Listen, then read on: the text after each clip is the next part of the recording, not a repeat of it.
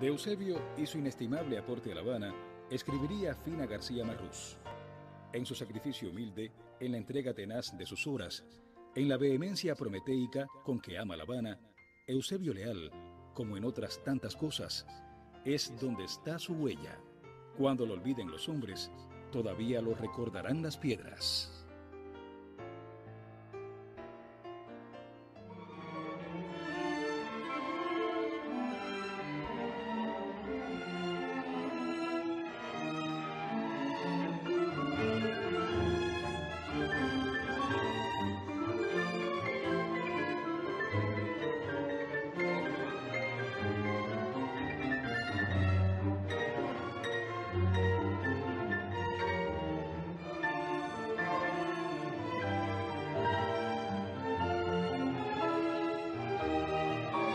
El rescate de La Habana es un reflejo del liderazgo de Eusebio Leal, con un modelo de restauración urbana reconocido por las Naciones Unidas y unos logros que lo hacen referente para otras ciudades históricas de las Américas. Quizás por su extracción humilde, Eusebio Leal sabía muy bien que rescatar una ciudad va mucho más allá de rescatar edificios y arquitectura. En realidad nací en el Hospital América Arias, la ilustre capitana del Ejército Libertador, cuyo nombre lleva a ese hospital en G y línea. Pero mi casa, a donde regresamos, fue en la calle Hospital 660. La casa donde nací era una casa de vecindad, sino con una cortinita. Las personas pedían permiso para hablar detrás de la cortina o para entrar a las habitaciones. Y ese fue el barrio de la escuela, el barrio de los compañeros de la escuela. Vivían decenas de personas en pequeñas habitaciones, con ese orden que se creó y que yo conocí, porque yo también nací en un solar. Y entonces todas estas personas arroparon la infancia. Una infancia ardua, ya que mi mamá era conserje de una escuela pública, la 126, Ramón Rosaín, en la calle Monte. En esa escuelita, a donde ella me llevaba, escuché las primeras nociones de lo que serían en el futuro conocimientos y letras. Pero mi maestra fue más bien una señora muy mayor de la cuadra, doña Blanca.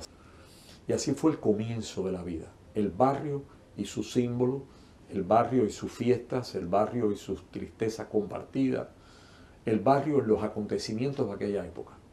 Ten en cuenta que yo nací hace mucho tiempo, en 1942, cuando comenzaba la Segunda Guerra Mundial. Y La Habana de esa época era esa. Cualquier proyecto de restauración que no considere el tema social y se dice que eso tienen que hacerlo otros, estamos de espaldas al problema principal y nos vamos corriendo hacia un ángulo peligroso que es el de solamente la ciudad para verla y no para vivirla. Aquí también las obras sociales son parte fundamental del concepto de restauración y avanzan juntas a la vez. Entonces era eso, una obra social y una obra económica. Aquí un pequeño hotel llevado por una familia enfrente al hogar materno. Aquí al lado viviendas de familias nuevas. Incluso el programa de rescate alcanza hasta las mascotas callejeras, como estos perritos que también están al cuidado de la oficina del historiador. Pero, ¿quién es Eusebio Leal? Bueno, una invención, porque el personaje está soportado por la frágil humanidad de alguien que desde mucho tiempo creyó que esta vocación de conservar y de trabajar por el patrimonio para todos era la suya. ¿Cómo se hace una obra como estas? ¿Cómo se mantiene una ciudad viva? ¿Cómo se reconstruyen edificios históricos teniendo en cuenta las necesidades de esa población? Mira, Napoleón decía que las guerras se ganan con dinero, dinero y más dinero. Es la ciudad viva, como tú decías, fue un proyecto nuestro, por ejemplo, cuando comenzó la Plaza Vieja, la obra. Había un aparcamiento de automóviles, está en la fotografía. Todo estaba destruido. Aquella obra parecía imposible. Sin embargo, en el peor momento, con el apoyo de las Fuerzas Armadas, se demolió el aparcamiento de automóvil, se rellenó todo aquello y la primera bandera levantada fue preservar la escuela. A esta plaza de Vieja, lo único que le ha quedado es el nombre y su historia, porque las antiguas mansiones y comercios de antaño han sido renovados por atractivos comercios manteniendo su estilo original.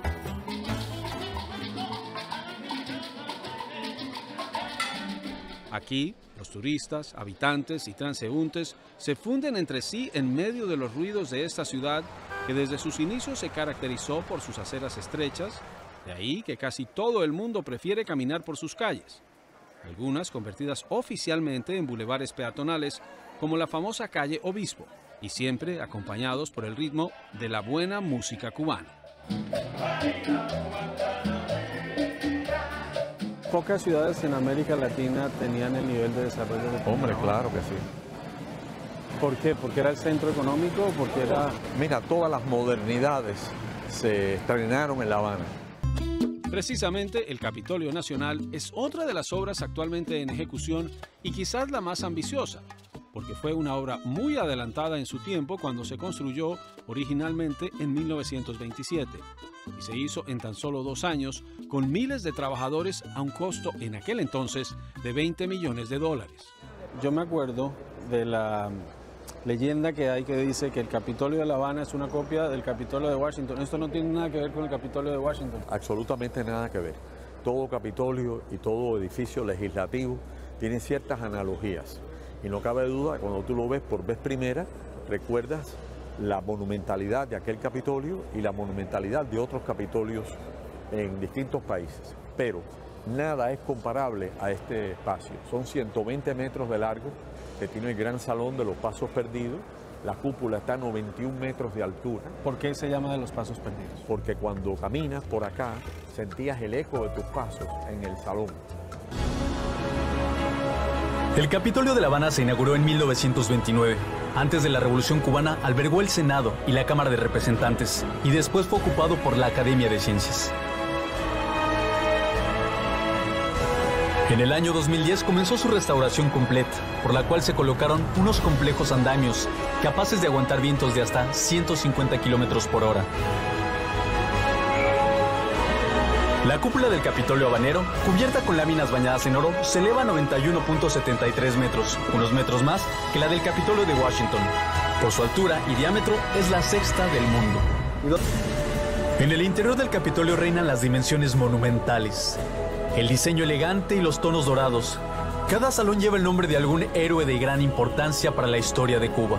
Su decoración y la elaboración de sus elementos arquitectónicos fueron responsabilidad de distintas empresas, cada una de las cuales era por entonces la mejor en su área. Por ejemplo, las lámparas se encargaron a un taller de París, los trabajos en mármol a unos arquitectos italianos.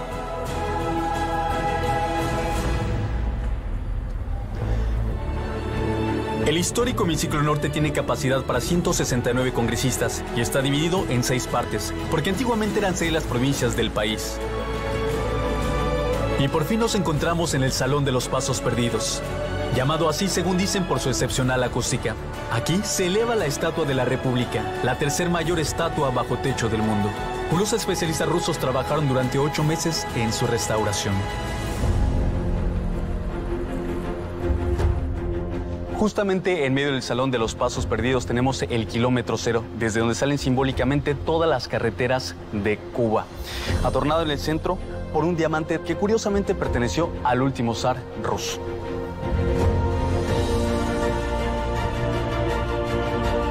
Bueno, en realidad es una réplica del diamante original del zar, que tiene una larga historia y bastante misterioso, igual que otras piezas y objetos del Capitolio que nos permiten viajar al pasado.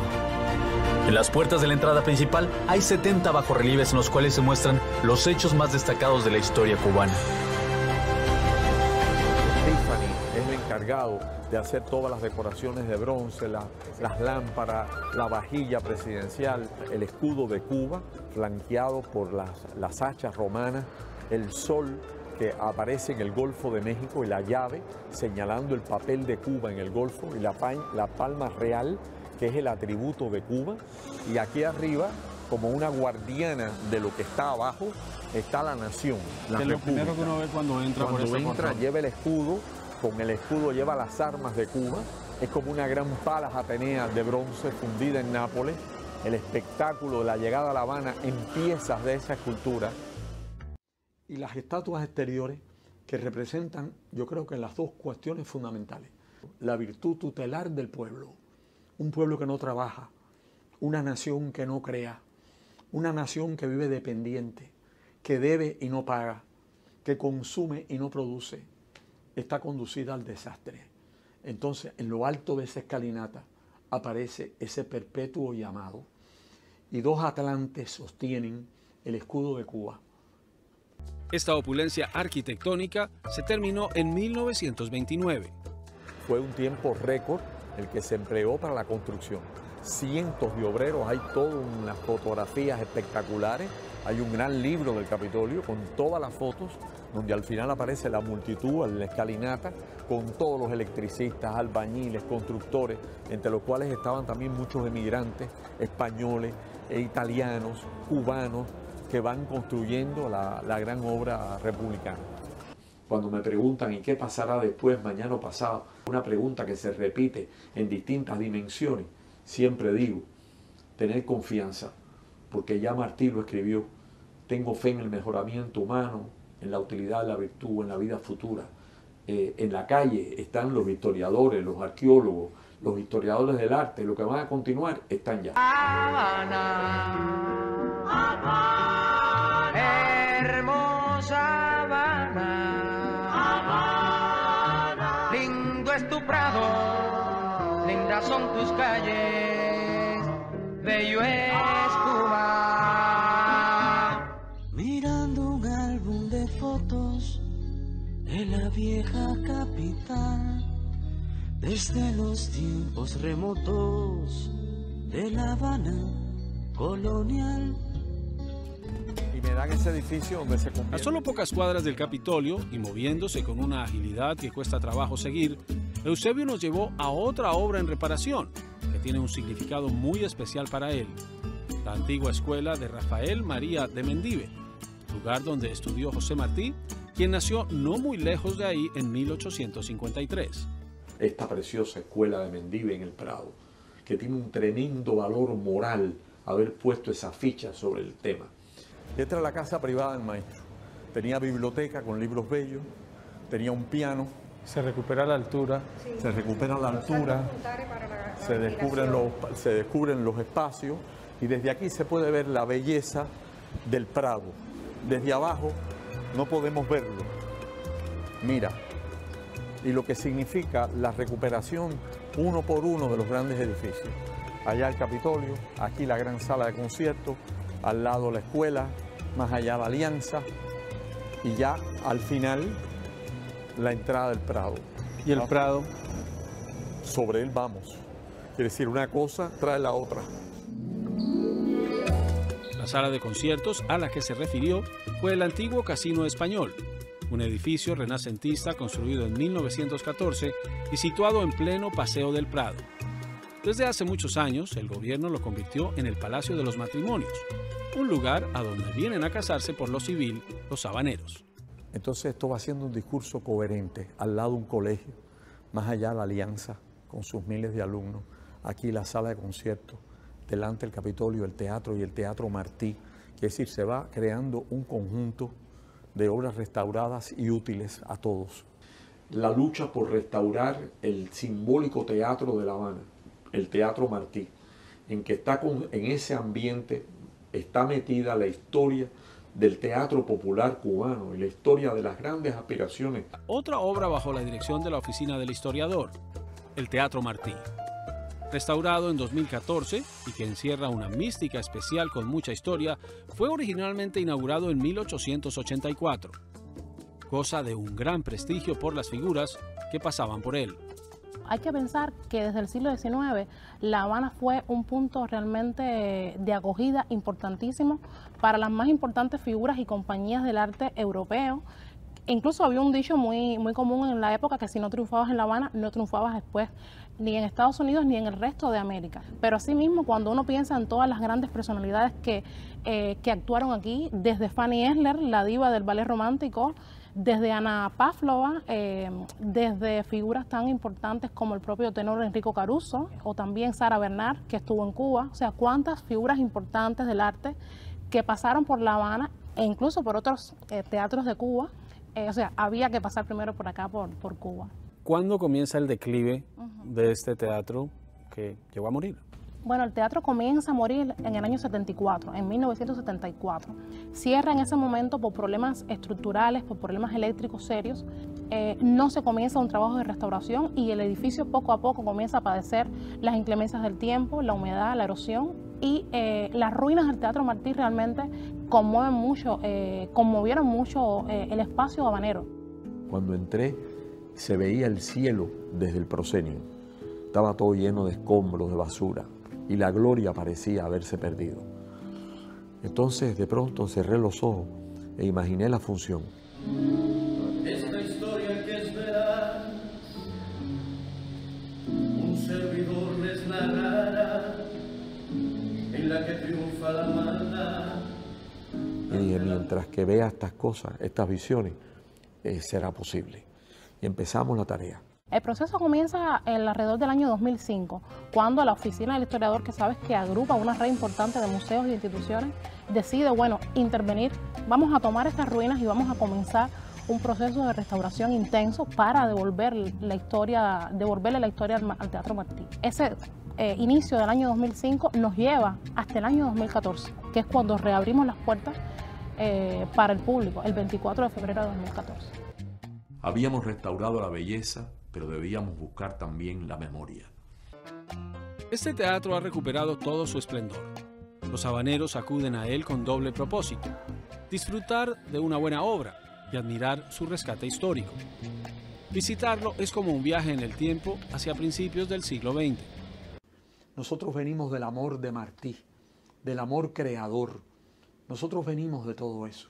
La Habana vivirá, celebrará su 500 aniversario. Se reunirán de todas las ciudades patrimoniales de Cuba en La Habana, su capital. Salud y futuro, y que cumplan lo que está escrito. Detente el paso caminante, adorna aquí un sitio, símbolo de salud, un árbol que es como el árbol de la vida, a cuya sombra vivimos los cubanos.